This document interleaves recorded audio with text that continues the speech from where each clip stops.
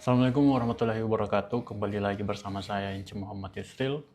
Akan menjawab beberapa pertanyaan-pertanyaan yang muncul dari eh, tugas ke-8 tentang bagaimana Global Tech mengelola risiko kurs mata uang dalam operasi perdagangan internasional mereka.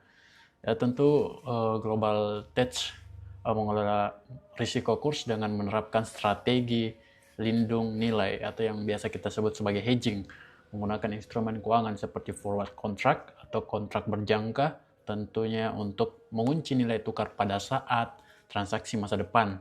Terus ada currency option untuk memberi fleksibilitas menukar mata uang jika nilai tukar menguntungkan.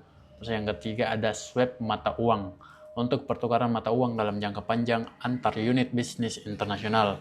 Selain itu, mereka mendistribusikan produksi dan pendapatan dalam berbagai mata uang untuk menyebar risiko serta penyesuaian harga produk di pasar luar negeri guna mengimbangi perubahan kurs. Jadi itu yang pertama tadi. Terus yang kedua, apa saja sih faktor-faktor yang mempengaruhi exposure global tech terhadap risiko kurs mata uang? Tentu ada beberapa faktor utama. Adalah yang pertama tentunya volume transaksi internasional. Semakin besar proporsi ekspor-impor, maka semakin tinggi exposure. Terus yang kedua, jenis mata uang yang digunakan. Mata uang volatil seperti rupiah atau lira lebih berisiko dibanding USD atau euro. Terus yang ketiga, lokasi dan mata uang anak perusahaan. Operasi di banyak negara menambah risiko translasi keuangan. Terus ada kebijakan moneter dan tujuan negara tujuan. Inflasi, suku bunga, dan intervensi bank sentral mempengaruhi nilai tukar. Model bisnis pun ekspor langsung dan investasi langsung. Model yang bergantung pada impor atau ekspor tanpa produksi lokal lebih rentan. Bagaimana Global Tech mengidentifikasi dan menganalisis risiko kurs mata uang yang dihadapinya?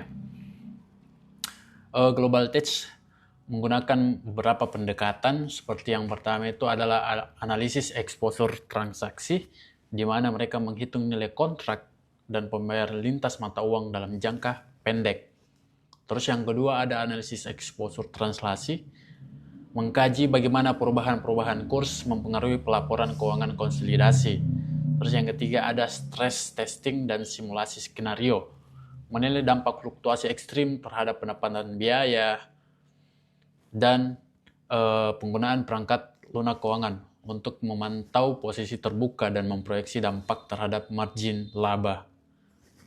Terus yang keempat, soalnya apa sih strategi manajemen risiko yang diterapkan oleh Global Tech untuk mengurangi dampak fluktuasi nilai mata uang terhadap kinerja keuangan mereka? Strategi utama meliputi yang pertama yaitu natural hedging atau menyeimbangkan pendapatan dan pengeluaran dalam mata uang yang sama. Terus yang kedua ada diversifikasi geografis, menghindari ketergantungan pada satu pasar atau mata uang. Ketiga ada kebijakan pengadaan global, menyesuaikan lokasi produksi dan pemasok sesuai pergerakan kurs. Keempat ada penggunaan instrumen derivatif, forwards, future, dan opsi mata uang untuk melindungi nilai mata tukar. Terus yang terakhir ada sentralisasi manajemen treasury, pengawasan terpusat terhadap kas dan manajemen risiko kurs di seluruh anak perusahaan. Yang kelima, pertanyaan kelima ya, bagaimana Global Tech memastikan bahwa strategi manajemen risiko mereka tetap relevan dan efektif tentunya dalam menghadapi perubahan kondisi pasar global. Global Tech secara berkala melakukan review kuartalan terhadap strategi hedging, terus menganalisa tren pasar valuta asing dan geopolitik, menyesuaikan kebijakan dengan regulasi terbaru, membangun tim spesialis risiko mata uang dengan pelatihan rutin, serta berinvestasi dalam teknologi prediktif untuk pemantauan kurs real time dan simulasi risiko. Dan yang terakhir, apa sih pelajaran yang dapat dipetik dari pendekatan Global Tech dalam mengelola risiko kurs mata uang bagi perusahaan MNC dan lainnya? Yang pertama tentunya manajemen risiko proaktif lebih efektif daripada reaktif. Terus diversifikasi geografis dan keuangan adalah perlindungan alami yang kuat.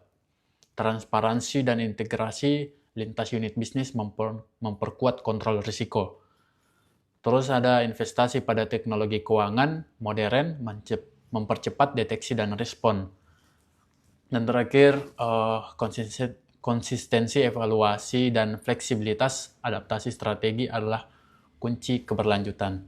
Jadi itu tadi terkait daripada soal-soalan yang menjadi tugas saya. Sekiranya teman-teman semua bisa mengerti. Saya Muhammad Yusril, saya pamit dan terima kasih.